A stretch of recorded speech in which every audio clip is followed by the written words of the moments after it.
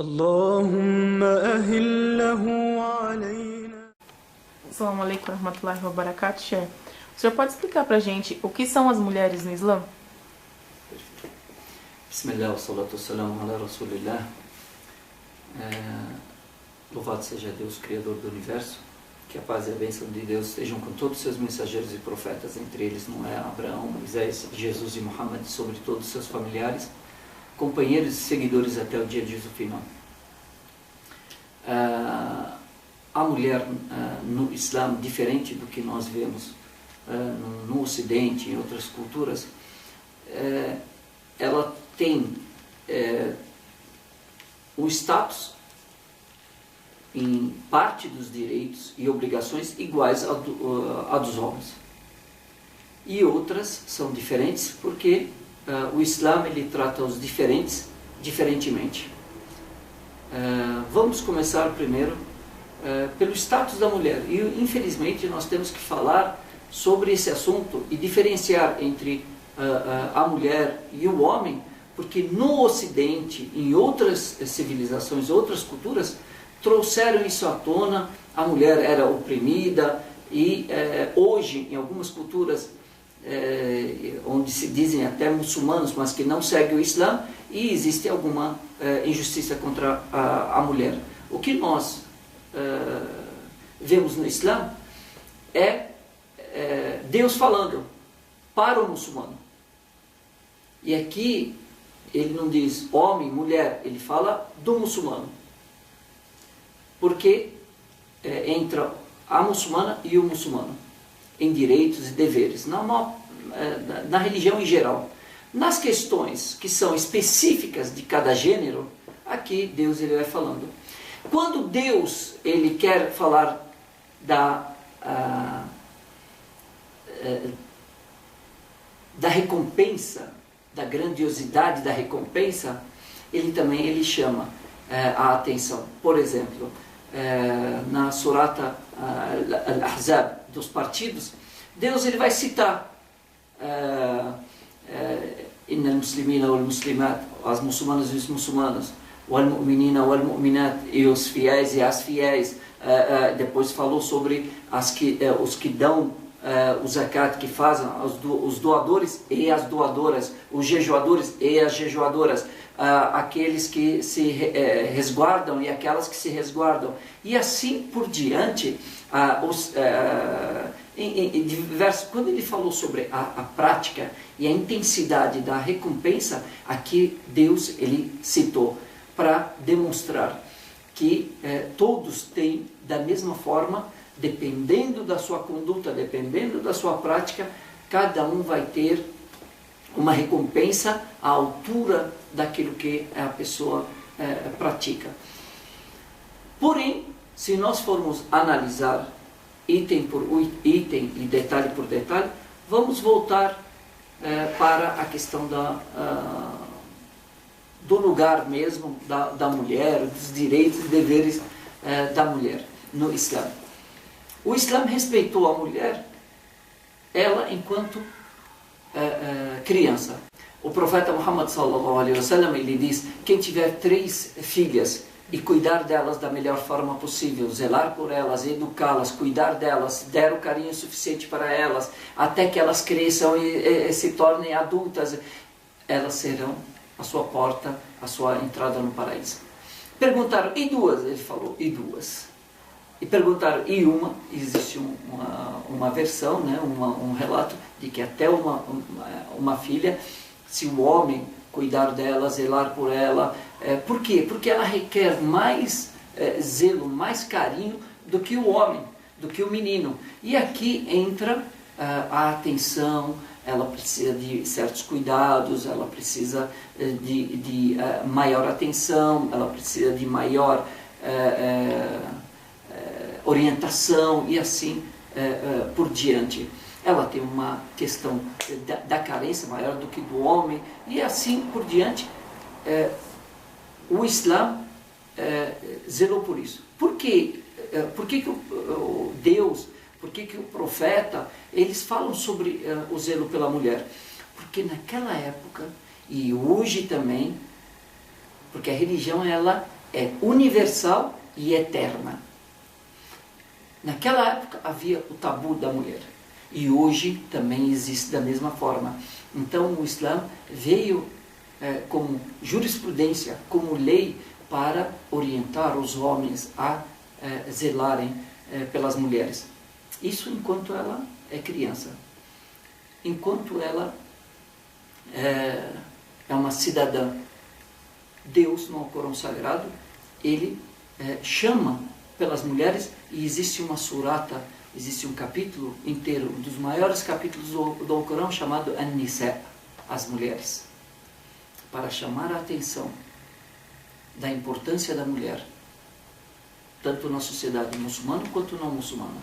A presença da mulher, dela ser educada, bem educada, dela ser bem orientada, de ser bem cuidada, porque ela é a base da sociedade. Como direitos civis, no Alcorão, na religião islâmica, a mulher, ela não precisa sair à rua, nem se manifestar, nem participar de movimentos feministas ou movimentos tais, políticos, tal, para resgatar os seus direitos ou exigir os seus direitos do homem. Porque não é o homem, dentro da religião islâmica, que detém esses direitos, mas é Deus. E Deus, quando Ele deu o direito para o homem, deu o direito para a mulher. E isso está nas orações, isso está na questão do zakat, a mulher dá o zakat para quem ela quer, sem a interferência do homem, sem necessitar pedir orientação ao homem. Dinheiro dela, ela faz uso dele e faz o zakat para quem ela achar. Ela pode até pedir orientação ou pedir. Agora, por lei religiosa islâmica, ela não tem que recorrer ao homem para que ele permita ou não que ela dê o zakat. É uma obrigação dela e ela está fazendo o papel, utilizando, né, fazendo uso do seu direito civil e religioso, né? Quando a gente fala civil, na realidade é o direito dentro da sociedade de uma pessoa coerente, uma pessoa de responsabilidade, uma pessoa, um cidadão perante a lei de Deus. Ela tem o direito ao voto igual do homem e ela não teve que sair à rua e exigir esse direito, porque não era o homem que detinha esse direito. Ela foi, ao dar esse direito ao homem, foi dado também à mulher. E o voto dela, há 1400 anos atrás, é 1 por 1, igual do homem. É só fazer uma comparação com o Ocidente. A partir de quando que a mulher ela teve o direito de votar em um voto igual do homem, não metade. Além disso, vamos para uma outra questão, já que é de direitos, vamos falar sobre a questão do direito à herança. A mulher, ela tem o direito à herança, já no Alcorão Sagrado, Deus estabelecendo isso. Também ela não teve que ir à justiça ou ir aos homens, fazer movimentos feministas, sair e exigir, fazer passeatas, queimar sutiã, roupa íntima, exigindo nada disso. Pelo contrário, Deus estabeleceu. E o direito dela à herança, alguns podem dizer, mas vale o direito da mulher da herança é metade do homem. E isso é de fato, isso é verdadeiro. Por quê? Porque no Islã, o homem, é obrigação do homem sustentar a mulher. Ele como marido, ele como pai, ele como filho, ele é obrigado a sustentar a mulher. Então, o homem, quando ele vai para trabalhar, é obrigação dele trabalhar e trazer o sustento para casa. E é obrigado a dividir com a esposa. Por quê? Porque o sustento do homem, na realidade, o sustento nós dividimos em 3 partes. A religião, ela vê o sustento em 3 características. O sustento financeiro, material, que é o mínimo desses 3, é obrigação do homem. Ele tem que buscar, trabalhar, trazer e sustentar sua família. A segunda questão é o sustento intelectual, que é por isso que a mulher ela não é obrigada a ir à mesquita nas orações da sexta-feira, em nenhuma oração, ela não é obrigada a ir, mas é obrigação do homem ir. Por quê? Porque ele tem que ir, adquirir conhecimento, voltar para casa e trazer esse conhecimento de volta. Se ele não fizer isso, ela é obrigada a sair da sua casa e ir buscar esse conhecimento, porque a família necessita, os filhos necessitam de conhecimento. Alguém tem que fazer esse papel e trazer esse conhecimento. O sustento intelectual é do homem. Se ele falhar nisso, a mulher ela tem que ir buscar esse conhecimento, ou ele tem que providenciar alguém que venha e ensine a esposa e a família. E o terceiro sustento é o sustento emocional.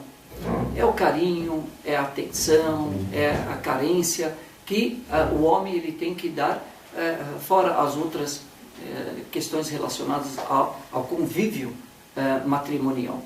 Portanto, o sustento físico, material, né, é a obrigação do marido. E a mulher? A mulher ela tem o direito de trabalhar. Não é obrigação dela trabalhar. Não é obrigação dela sair e ir buscar o sustento. Isso é obrigação do marido.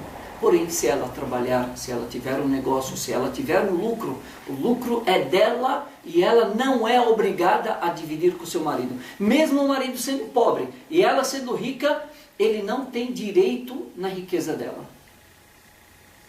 O homem não pode pagar zaká para a sua esposa, porque é obrigação dele sustentar a esposa. Se ela estiver pobre e ele estiver rico, significa que ele está sendo injusto, ele não está dando o direito dela, não está sustentando a sua esposa. Agora, o contrário pode acontecer. A mulher, a esposa rica e o marido pobre. E aí a esposa, por ela não ser obrigada a sustentar o marido, ela pode pagar o zakat para o seu marido. E se ele quiser do dinheiro dela, ele terá que pedir emprestado, ou ela dar. Por livre e espontânea vontade, ele não pode obrigá-la, ele não pode oprimi-la, ele não pode fazer chantagem para adquirir desse dinheiro. Aqui, o que tem isso a ver com a herança? Tem tudo a ver. Por isso que a mulher ela recebe metade da herança do homem, porque o homem ele tem que dividir com a sua família, com a sua esposa, ele tem que sustentar. A esposa, quando ela recebe, ou a mulher, quando recebe a herança, ela recebe líquido, ela não tem que dividir com ninguém. No final, elas por elas, é igual. Uma outra questão também, que o profeta, sallallahu alaihi wasallam, a religião falou sobre a questão da mulher casar com quem ela quiser, contanto que ele seja muçulmano. E isso é imprescindível porque não é o homem que colocou essa regra, foi Deus que colocou essa regra. Ele tem que ser muçulmano. Por quê? Por uma questão de sintonia, por uma questão de estabilidade, por uma questão de respeito. Imagine um homem não muçulmano casando com uma muçulmana e ela não quiser cozinhar, fazer carne de porco e ele querendo comer carne de porco, ou querendo trazer bebida para casa e ela não puder, não aceitar, ou ela quiser usar o hijab e ele não aceitar, não quiser andar, e qual legislação que pode obrigá-lo a respeitar a religiosidade dela? Se ele não for muçulmano, a religião islâmica, a Sharia, não tem como obrigá-lo a respeitar o direito da esposa. Agora, uma não muçulmana, contanto que seja judia ou cristã, ela pode casar com um muçulmano. Por quê? Porque ele, perante a religião, a Sharia, ele é obrigado a respeitar a religiosidade da esposa, ela não sendo muçulmana, sendo judia ou cristã. E outras questões, tantos direitos. Vejam a mulher como mãe. O profeta Muhammad, que a paz de Deus esteja com ele, ele diz: o paraíso está sob sob, debaixo, os pés das mães. Veio um homem para o profeta e disse: aconselha-me, ó profeta de Deus. Ele disse: quem que merece mais a minha companhia nessa vida? Quem que eu tenho que acompanhar mais nessa vida? O profeta disse: a sua mãe. Ele disse: depois dela, a sua mãe. Ele, pela terceira vez, falou: e depois dela? O profeta disse: a sua mãe. E ele disse novamente, pela quarta vez: e depois dela? Ele disse: o seu pai. Então, a religião já mostrou o valor da mulher, a importância da mulher. E no último discurso do profeta Muhammad sallallahu alaihi wasallam, que a paz de Deus seja com ele e com os demais profetas, no Hajj que ele fez, tinha 100 mil peregrinos, 100 mil muçulmanos em Meca, em Arafah. Quando ele subiu ao monte e fez o discurso da despedida, ele começou: Stawsu bin nisa'i khayran, aconselho-os o bom trato às mulheres. Basta isso. Então, onde está a questão de maltratar, que a mulher é menos, é mais? Todos perante Deus somos iguais. Deus no Corão Sagrado, ele fala: e aí, Yohannas, ó seres humanos. Ele não falou só com os fiéis muçulmanos, ele falou com todos os seres humanos, muçulmanos e não muçulmanos. Em verdade vos criamos de macho e fêmea, e vos fizemos tribos e nações. Para quê? Para que se conheçam, para que se reconheçam, para que se encontrem, para que troquem ideias, para que troquem informações, para que se conheçam e saibam que o mais generoso, o mais nobre perante Deus, não é perante as pessoas, perante Deus, esse é o mais importante. Quem é o mais honrado perante Deus é o mais temente a Ele. Quando a gente fala temente, quer dizer o mais adorador a Ele. Quem se aproxima mais através, não só da fé, mas também da prática. Quem se espelha mais na conduta do profeta, sallallahu alaihi wasallam. Se a gente for falar das mulheres, vejam Surat An-Nur, a surata da luz, né? Tantos ensinamentos. Ensina como os filhos tratam os pais, as mulheres, e assim por diante, tanta coisa. O Alcorão é cheio, que precisa de um olhar mais aberto para ler essas coisas. Se a pessoa for ler com muitas indagações, muitas não é indagações na realidade, mas com muito preconceito, ela não vai enxergar nada. Ela tem que enxergar, buscar conhecimento, e ela vai encontrar muito conhecimento. A situação, o status da mulher no Islã, uma situação simples. Nós muçulmanos somos obrigados a respeitar todas as religiões. Eu posso discordar das demais religiões, e as demais religiões, os demais religiosos podem discordar da minha religião. Isso aí é do ser humano, cada um tem o seu livre-arbítrio, e isso é de direito de expressão, aí que existe direito de expressão. O que não é direito de expressão e não é direito de ninguém desrespeitar o outro, desrespeitar a religião do outro, aí já não é mais direito de ninguém, porque a base da harmonia, da convivência harmoniosa é o respeito. Quando a gente fala justiça, respeito faz parte da justiça. Se eu não te respeitar e você me respeitar, como é que vamos conseguir conviver? E para a gente conhecer o que é justo para o outro, o que é justo para mim, eu tenho que conhecer o outro, e o outro tem que me conhecer. Saber quais são os meus parâmetros. Perguntam, às vezes, que a religião islâmica oprime a mulher. E quando essa palavra de opressão, na realidade é um marketing negativo que querem colocar sobre a mulher muçulmana. E aí traz um símbolo chamado hijab, que é o véu da mulher, que a mulher muçulmana usa, e dizem que isso é um símbolo de opressão.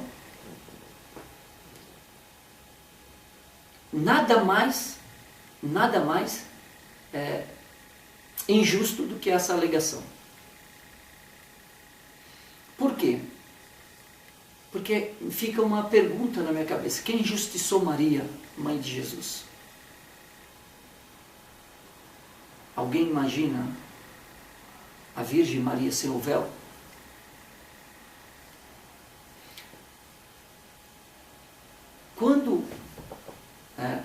Por que injusto? Porque o Ocidente hoje quer dar o direito da mulher se despir, tirar a sua roupa, mas não quer dar o direito dela se vestir.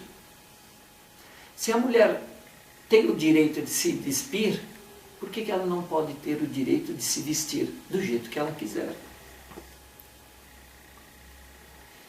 Uma outra questão. A época da revelação do Alcorão Sagrado, havia naquela época ainda um concílio. E discutia-se nesse concílio se a mulher tinha alma ou não. Se a mulher tinha alma ou não. Chegou-se à conclusão que ela teria alma, mas ela é inferior ao homem. Isso nunca houve no Islã, porque não é o homem que decide essas coisas. Deus não deixou que o homem decidisse essas questões. Ele já revelou no Alcorão. As coisas básicas, as coisas que não tem discussão, Deus já colocou às claras. E o profeta Muhammad, que a paz de Deus esteja com ele, foi enviado e já esclareceu melhor ainda, né, ou mais ainda, né, essas questões. Então, questões básicas, princípios básicos, alicerce, isso já está definido por Deus. Ficam as questões secundárias, e aqui vêm os sábios e vão discutir as questões secundárias que não afetam a estrutura do Islã. E aí você tem as 4 escolas e outras escolas, e vêm os sheiks, mais tarde vão discutir, e surgem coisas mais atuais, e aí vão voltar para a religião, e vão ver comparado, ou fazer uma analogia, para decidir isso, qual o status dessa questão nova que apareceu agora, que uma inovação que aconteceu na tecnologia ou na ciência e assim por diante. Por quê? Porque o Islã ele tem uma base sólida, não tem como errar. Por quê? Porque ela tem parâmetros claríssimos, referências claras, não tem como fugir delas. Vão ter todo muçulmano, daqui até a eternidade ele vai ter que retornar a elas para saber se isso pode ou não. Quando falo muçulmano, é a mulher e o homem. Quando se fala 5 orações diárias, fala-se do homem e da mulher. Porém, nas questões de adoração, nós temos uma separação aqui. Existem algumas regras, exceções, que cabem à mulher e não cabem ao homem. E às vezes cabem ao homem e não cabem à mulher. Por exemplo, a questão da oração. O homem, 7 dias por semana, todos os dias, ele tem que rezar 5 vezes ao dia. E não tem época, feriado, ou não tem como, vai ter que rezar. Isso é obrigação por Deus. A mulher já não. Ela tem alguns períodos que ela está isenta da oração e ela não tem que repor. Por exemplo, no seu ciclo mensal, ela é obrigada a não rezar, porque a adoração a Deus, nesse momento, ela deixar de rezar. Como nos momentos, nos outros dias, ela é obrigada a rezar, e ela rezando, ela está obedecendo a Deus, ela deixando de rezar nesse período, ela está adorando a Deus. No período menstrual dela, ela não pode jejuar. E deixar de jejuar é uma adoração a Deus nesse período para ela. sendo que a oração ela não tem que repor e o jejum ela terá que repor. Se ela tiver pós-parto, também a mesma coisa. E assim por diante. Então, essa da questão, quando falamos que a religião ela trata os diferentes diferentemente. Uma questão de atender a mulher nos seus aspectos físicos, psicológicos, emocionais e também do homem. Agora, de forma espiritual, não tem diferença nenhuma. Quando Deus fala sobre o paraíso, ele fala muçulmano em geral, porque está englobado o homem e a mulher. Não existe diferença alguma. Pelo contrário, quem é o mais adorador, mais honrado perante Deus é o mais adorador a Ele. Homem ou mulher? São algumas questões sobre a mulher. Lógico, se nós formos falar, temos ainda a questão, por exemplo, sexual, vida íntima. E dentro da religião islâmica nós não temos tabu contra isso. Enquanto outras culturas têm tabus, falam... nós temos a educação sexual dentro do Alcorão, ensinamos a criança desde pequena, desde os 2 anos, já existe uma educação sexual. Nós não temos tabu. Tudo com o devido respeito, tudo dentro do ambiente de respeito. A mulher muçulmana, dentro da religião islâmica, o sexo, por exemplo, entre o casal, dentro do matrimônio, ele não é simplesmente com a finalidade de procriar. Pelo contrário, é dada a liberdade de ter prazer. Simplesmente pelo fato de ter prazer. Não há problema nenhum, porque são questões entre o marido e a mulher, e uma das questões do casamento é a questão também de ter prazer, de forma lícita, de forma permitida. Mais do que isso, o profeta Muhammad, que a paz de Deus esteja com ele, ele fala, orienta os homens, que também da mesma forma como ele teve prazer, que ele também conceda o prazer, que ele também ajude a sua esposa a ter prazer. A educação sexual, a educação matrimonial, a educação familiar, a questão da estrutura familiar, a questão da preservação da identidade da mulher, a questão da preservação dos direitos dela e também que ela haja com os devidos deveres também, está tudo estabelecido dentro do Alcorão Sagrado. Quer dizer, não existe nada oculto, pelo contrário. Talvez as pessoas estejam fechando seus olhos, porque a religião era um livro aberto, o Alcorão está aberto, a Suna do Profeta está aberta. Só pessoas realmente que têm falta de conhecimento, ou que têm conhecimento, mas têm maldade, têm preconceito, discriminação, eles fecham esses livros e falam, esse livro não existe, isso não existe. Existe aquilo que eu quero colocar. A minha ignorância, né? a minha falta de conhecimento ou o meu preconceito. Não, esse vai ter que prevalecer. Aí eu não tenho o que fazer. Ninguém vai poder fazer nada, senão a própria pessoa que vai poder, ela primeiro, tirar essas vendas dos olhos e da sua mente. Quando fala que a mulher coloca o véu, isso encobre o intelecto dela, é porque a pessoa não conhece um pouco de ciência, né? Não conhece um pouco de biologia, não conhece, não sabe o porquê que o véu é usado. A mulher não deixou de ser mulher porque ela colocou o véu, ou ela passou a ser menos inteligente porque ela cobriu a cabeça. Acredito que ela passa a ser menos mulher e o ser humano passa a ser menos ser humano quando ele perde a sua consciência.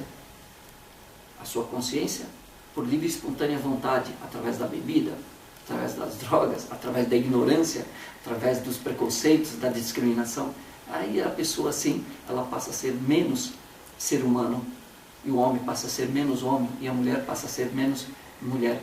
Mas a religião, principalmente no meu caso, a religião islâmica, ela veio para enobrecer o ser humano e enobrecer a mulher. A mulher, ela tem que ser vista pela sua conduta, pelo seu comportamento, pelo seu valor interior, e não simplesmente pelo seu corpo, uma tentação para vender produtos, para ser carro-chefe de propagandas, papel higiênico, pasta de dente, chuveiro e assim por diante. A mulher, o local dela, a importância dela dentro da sociedade é muito mais elevado do que isso. Aí sim é desrespeitar a mulher. E o Islã veio para tirar a mulher dessa posição, para elevá-la.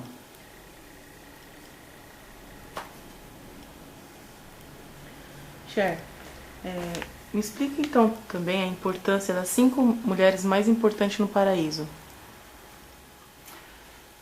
O profeta Muhammad, que a paz de Deus seja com ele, ele fala sobre, 4 mulheres que são completas sobre a face da terra, né? Mulheres nobres que viveram sobre essa terra, nesse mundo, e que foram exemplos a serem seguidos. Ásia, que era a esposa do faraó, que enfrentou o faraó, que criou Moisés. Ela enfrentou o faraó e foi punida, ela foi perseguida, ela foi torturada por conta disso, e mesmo assim ela permaneceu e serviu de exemplo para outras mulheres. A segunda, Maria, mãe de Jesus. Também, se nós formos ver, cada uma ela teve um comportamento, ela teve atitudes, essas mulheres foram exemplos de fato, e são exemplos a serem seguidos, de perseverança, de maturidade, de visão, de paciência, perseverança. Maria, mãe de Jesus, foi acusada de tudo, até hoje é acusada de adultério, e ela permaneceu firme, acreditou na palavra de Deus, seguiu a vontade de Deus, sem desespero, confiou em Deus. Imagine outras mulheres no lugar dela. O sopro de vida no ventre dela, sem que nenhum homem tocasse nela. E aí, ela enfrentou o seu povo de cabeça erguida, esperando a inocência de Deus, Deus inocentá-la perante, e foi o que aconteceu. Imagine essa estrutura emocional de Maria, exemplo de mulher a ser seguido, mãe de um grande profeta. A terceira, Khadija. E Khadija aqui ela quebra todos os tabus de uma época onde, quando falam de mulheres, falam de opressão, falam uma mulher, ela era empresária, ela era viúva 2 vezes, já mãe de filho, rica dentro do seu povo, e tinha um funcionário, Muhammad, um funcionário que ela viu nele todas as características positivas de um marido. O que uma mulher busca de características do marido, ela viu nesse rapaz. Por que rapaz? Porque ela tinha 40 anos e ele tinha 25 anos. uma mulher empresária buscando a felicidade, já viúva, já experiente, não se importou com os tabus, não se importou com nada. Ela teve a iniciativa, porque se fosse ele, poderiam acusá-lo de golpe do baú. Ah, ele seduziu e tal. Não, ela foi e abriu caminho para casar-se com ele. Pediu ao tio dela que intervisse. Demonstra o quê? Que ela não estava preocupada com o olhar dos outros. Ela estava preocupada com a felicidade dela. Ela viu uma pessoa correta e foi atrás. E não é vergonha do pai buscar um bom partido para sua filha. Não obrigar, mas indicar. E isso é comum. As amigas indicam para as amigas, os amigos indicam, os irmãos indicam, e isso é uma coisa natural. Qual a vergonha do pai também indicar um bom partido para a sua filha? Não diminui da filha em nada. Infelizmente, nós vivemos tabus hoje no Ocidente muito grandes, mas a gente não percebe. A gente sempre tem um olhar para os outros, a gente critica os outros, mas esquecemos que nós também temos tabus e nosso telhado também é de vidro. E o que acontece? Khadija vai, pede, através do seu tio, pede Muhammad em casamento. Ele não era profeta ainda, dos 25 até os 40 anos, porque ele, aos 40 anos que foi nomeado, ele passa a ter essa missão de profecia, mas dos 25, um jovem, um marido exemplar, e assim por diante. Khadija também foi uma grande apoiadora, mesmo depois do profeta ser nomeado profeta, aos 40 anos, ela esteve firme ao lado dele, o ajudando a seguir o seu caminho, a divulgar essa religião. E a quarta mulher, Aisha, que através dela, e muitos falam, Muhammad, que muitas mulheres virgens, tá? Pelo contrário, todas as mulheres com que o profeta Muhammad teve matrimônio, todas não eram virgens, a não ser a Aisha, que era virgem. E ela era jovem, porque depois da morte do profeta, as pessoas, os grandes companheiros, vinham ter aula com Aisha. Ela que passou a ser a professora de todos os companheiros.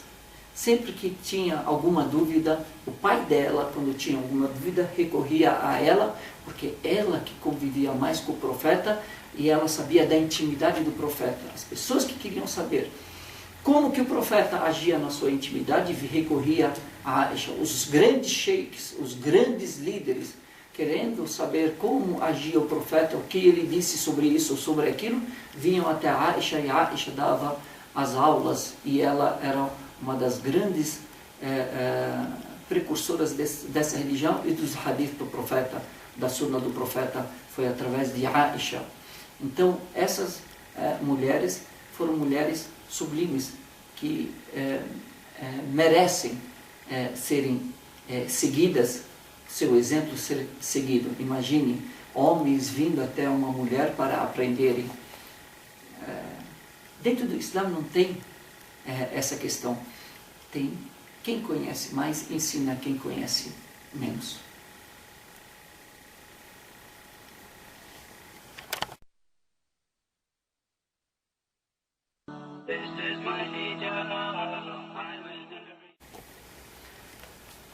A questão do hijab,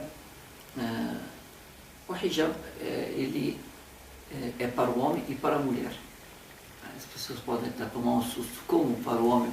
Hijab, a palavra hijab é uma cortina que você coloca entre a pessoa e a cobiça da outra, entre a tentação e a cobiça. O homem, ele tem que cobrir uma parte do corpo e essa parte ela não pode ser exposta. Ele tem um comportamento. O hijab é um conjunto de atitudes. As pessoas, muitas vezes, elas acabam resumindo o hijab na vestimenta. E o hijab é muito maior do que isso. A vestimenta ela é uma parte. Né? O véu, né? A vestimenta ela é uma parte do hijab. O hijab tem a ver com a conduta, o comportamento da pessoa. É um símbolo também, né? Uma prática religiosa de retidão, de recato. Mas não adianta usar o véu, usar uma roupa larga e andar de uma forma insinuante. Está indo contra o hijab, não está praticando o propósito do hijab. Na realidade, como eu disse, é um conjunto. E o homem, ele tem um comportamento que tem que ser adequado, e a mulher também. Além disso, a mulher ela não pode, ela é proibida de tentar os homens alheios, e o homem, ele é proibido de cobiçar a mulher alheia. Então são dos dois lados, não é só a mulher que tem que se cuidar, e não é só o homem que tem que se cuidar, os dois têm que se cuidar, e um cuidar não só dele, mas também que o outro não caia no erro, não o tente, e para que ele também não cobice, e ele não cobice, para que também não, e assim por diante. Quanto à questão por isso que o profeta Muhammad sallallahu alaihi wasallam, ele proibiu uma mulher que usasse perfume, né, para que os homens cheirassem, né, sentissem esse perfume. Também proibiu que a mulher andasse com pulseira nos tornozeleira, não sei como é que chama, mas aquelas pulseira, mas é de tornozelo, que faziam com chocalho, né, e ao andar fazia barulho e chamava a atenção dos homens. Isso é proibido. Por quê? Porque aqui a intenção é o quê? Chamar a atenção, tentar. Então vamos ter que voltar ao princípio, que o hadith do profeta Muhammad sallallahu alaihi wasallam, ele diz: "Innamal a'malu binniyat". Em verdade, todas as ações são de acordo com as suas intenções. Então a intenção é fundamental em tudo que nós estamos falando. A pessoa andando certinho e tal, mas a intenção dela é tentar, pronto, já está proibido. Por quê? Porque ela tem a intenção de tentar. Então temos que começar pela nossa intenção e depois a vestimenta e como vestimos. Colocar um véu na cabeça e usar roupa justa, calça justa, camisa, blusa justa, mostrando, definindo o corpo, está totalmente desconforme o hijab, o propósito do hijab. O hijab não é só um véu para cobrir a cabeça, todo o conjunto. A forma de andar, o que falar, o olhar, o ouvir, o gesticular, a postura, tudo isso faz parte do hijab. Quanto à cor da roupa, de acordo, a religião islâmica, ela diz, de acordo com a cultura de cada local. Cor e forma. O importante é que atenda o propósito do hijab. Atender o propósito, se ela vai usar burca, se ela vai usar abaya, se ela vai usar jilbab, se ela vai usar, isso volta para a mulher e para a cultura local. E a cor. Em alguns lugares usam só preto, em outros lugares usam colorido. Se usar preto fica diferente. E o profeta Muhammad, que a paz de Deus seja com ele, com os demais profetas, ele disse: quem usar uma roupa para se diferenciar com a intenção. Aqui nós voltamos para a questão da intenção. Para se diferenciar dos outros, quer dizer, soberba ou algo, eu sou diferente, eu sou... Quem fizer isso, tanto o homem quanto a mulher, ele será cercado com o fogo do inferno. Chamado de Thiabu Shuhra. É uma roupa para se distinguir, para se diferenciar.